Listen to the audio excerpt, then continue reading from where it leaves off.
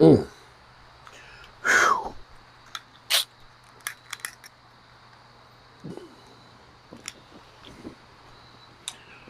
What's up? What's up? What's up? What's up, good people? Mark Holmes here. And as always, I want to say thank you all for watching, commenting, subscribing, and being part of the Jobu Sports Report. Without you guys, as well as you ladies, you know that this literally does not work.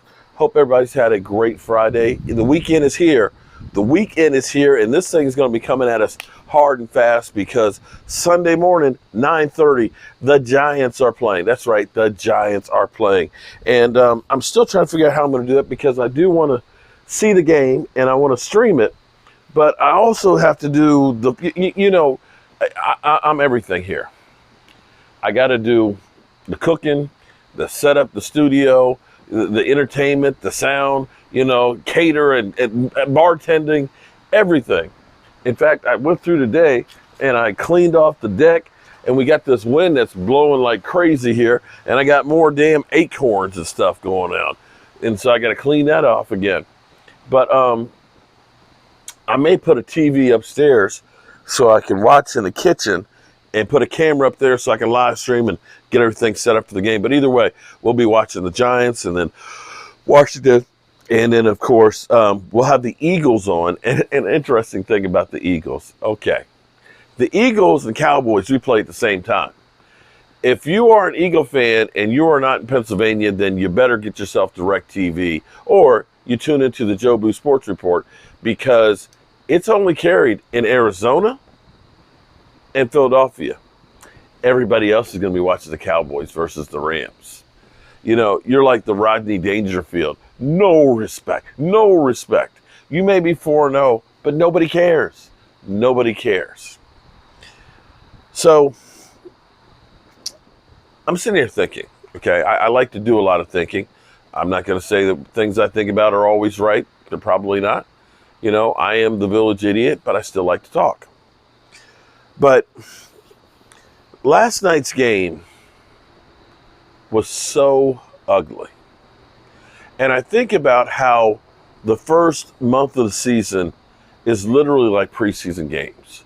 They're so unpredictable where you don't really know what team is good or bad because some teams are better prepared to start the season than others and getting people in shape. You have so few of the starters that actually play. And to me, it seems like more players get injured now than we did back in the day. Now, let's be clear here. The long-term effect that's happened to a lot of the players from back in the day is well documented. And I'm not saying that the hitting that they did ended up not messing them up, because it did. But I don't remember so many of the soft tissue injuries and things like that. And quite frankly, I honestly believe that the NFL and the NFLPA have a lot to do with the poor play on the field right now that we see and a lot of the injuries.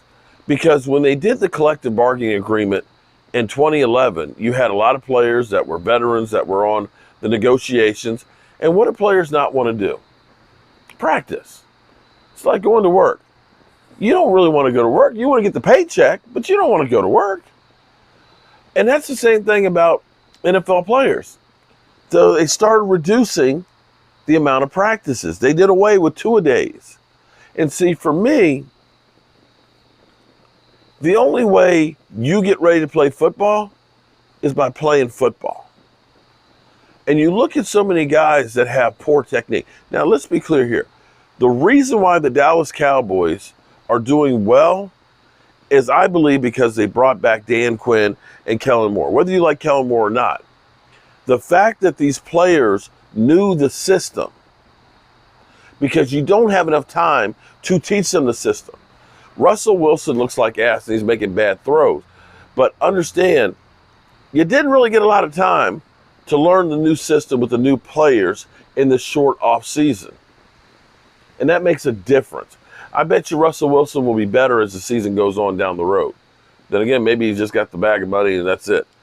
He's not the player he was a couple years ago. Injuries have taken their toll. He's on the downhill side of his career. But having that practice time matters. Understanding the technique, because you don't have time to teach a guy technique any longer. You got 14 padded practices and you're not actually tackling somebody to the ground. So you expect them to be able to not actually tackling anybody other than just the games that they know how to do it properly to protect themselves? You don't. The NFL and the NFLPA are to blame on the poor quality of practice of games like we saw last night. The whole thing of Thursday night football, as much as we love to see more football, it's not good for the players. It's not good to have a guy get his brain scrambled on Sunday and then have to do it again on Thursday. It's not enough time. It's not enough time to have a game plan. To me, I don't understand why the NFL doesn't even look at it this way. Why not, instead of saying it's an 18-game season, make it a 19-game season? I'm sorry, week, not game. Week season. Put a bye week in front of anybody that plays Thursday night football. If you're going to play Thursday night football, you're off the week before. That gives you enough time to recover, right? That gives you enough time to game plan for that game. And it gives the NFL what they want. Another week of football. Because it doesn't matter if my team's off. I'm still going to watch football. And then you turn around and you look at it and you say, wow, we really care about the player's health. Instead of the reaction shit that they do with Tua. Oh, we want to change the way we evaluate concussions. Only because of the outcry for it. Because it looked pretty bad when you saw a guy seizing up on the field, when we saw him get a concussion a few days before. So yeah. The thing about it is, we all love football. And the things that these guys do on a weekly basis to stay on the field is inhuman. What they put their bodies through, their minds through, it ain't normal. And they do that for us. I say shout out to them, and I don't ever root for anybody to get hurt. In fact, when my team beats you, I don't want there to be any excuses. So for us, we got a huge game Sunday. We've taken some hits the last 24 hours. CeeDee Lamb's got a sore groin. You've got Tony Pollard. I don't know what Tony Pollard had to eat, but he's got food poisoning. Jason Peters, it sounds like a pec muscle. Could be out several games. These are things that hurt. But the thing that Cowboys have is something I talked about many, many times for years. When you looked at the New England Patriots teams when they were winning Super Bowls, they didn't have a lot of high-priced, big-name players. You know, you look at the Giants, for example, they say we need, to go ahead and get a great wide receiver, so they end up getting, a Galladay. He played really good for the Lions. We'll pay him a whole bunch of money, we'll bring him here. The Cowboys scouting department on the free agents that they brought in, which were guys that weren't like $75 million for Galladay. It's kind of like what New England was doing, where New England would bring in guys that were good players, not exceptional, but really good, because they understood that you're going to lose some of those exceptional players. It's that guy that's behind them that's just as important, because you can't go from having Tyron Smith to Chaz Green. Your team falls apart. And that's been the Dallas Cowboys' MO. Back in the days when we had Tony Romo and Des Bryant and Jason Witten and DeMarcus Ware, 8 guys were eating up 50% of the cap. And so once you got past those guys, you're paying $500,000 for all the guys that are playing valuable minutes.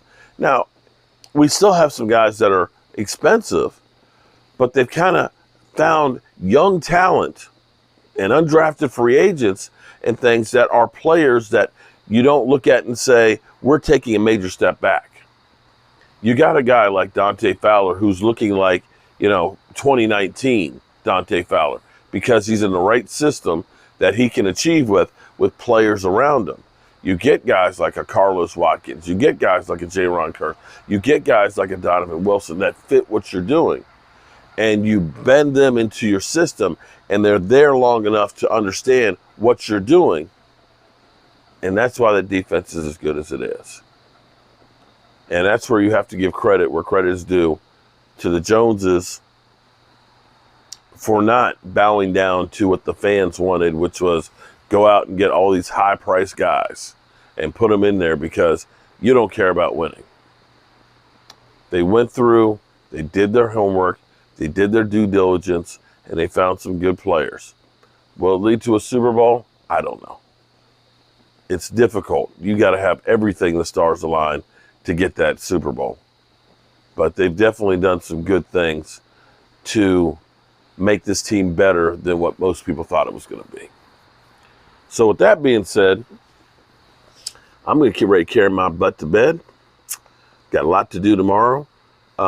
Those of you who are tailgate members that have been one for a year or more, we think we sent out 23 or 24 of those today. I've got some more that are in the works that have to go out as well. If you are a channel member and you've never gotten a shot glass or the rack or whatever level you are, we have a site, the Thrive site, that my wife takes care of. If you go to the community tab, you'll see, new members or channel members. Here's the link. Click on that. It'll take you to the Thrive site, so that way we can get your information and make sure that you get everything that you're supposed to get. Because we've got some of you that have been channel members for over 30 months and things, and some of you have never bothered about registering to get your stuff, and I want to make sure that we get your stuff there. So tailgate members, you're getting gold Joe Barty's. Then the next thing will be super fans. I'm going to get you guys one of our coasters and things. And then we're going to figure out something for the Mojo crew members. We're going to get something for you guys that have been a fan for over a year or so. So I got a lot of work to do. In the meantime, you know how we roll. Tell the people you love them, because you might not get the chance again. And I love you guys. And God willing, I'll see you tomorrow.